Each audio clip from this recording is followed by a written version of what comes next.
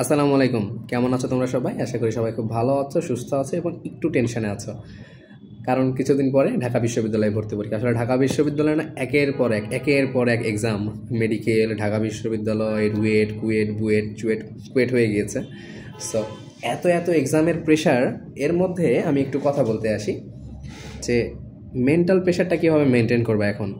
আচ্ছা দেখো ভাইয়া, তোমার যা হওয়ার তা হয়ে গিয়েছে। আমার কথা কি বুঝছো? মানে তুমি চান্স পাবা কি না এটা অলরেডি ডিসাইডেড। মানে ডিসাইডেড বলতে বিশ্ববিদ্যালয় কর্তৃপক্ষ হাতে কলমে ডিসাইডেড করে নাই, বাট তোমার যে 2 বছরের আমল নামা, তুমি যে 2.5 বছর ধরে 2 বছর ধরে কি কি করেছো, এই আমল নামার উপর ভিত্তি করে আমি বলছি যে সেটা ডিসাইডেড, এবং তুমি সেটা ভালো মতো জানো যে তোমার আমল নামা কীরকম। আমি ভয় পাচ্ছি না, বাট তারপরও যেহেতু ডিসাইডেড, সো এটা নিয়ে আর প্রেশার করে নিয়ে লাভ নাই। এখন তুমি যেহেতু ফলাফল জানো না, সো তোমাকে কী করতে হবে? এখনও পরিশ্রম করে যেতে হবে।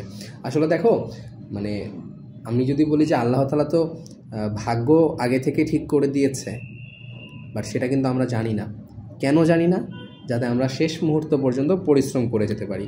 সো ভাগ্যর জায়গায় ডিসাইড করে রেখেছে, বাট আমরা যেহেতু জানি না, আমরা শেষ মুহূর্ত পর্যন্ত পরিশ্রম করব।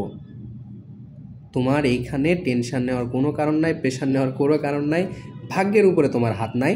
তুমি চান্স পাবা নাকি না পাবা সেটা পরের ইস্যু, বাট তুমি যাতে চান্স না পাওয়ার পরে এটা না বলতে পারো যে ইস, যদি এই কাজটা করতাম তাহলে হয়তো চান্স পেয়ে যেতাম।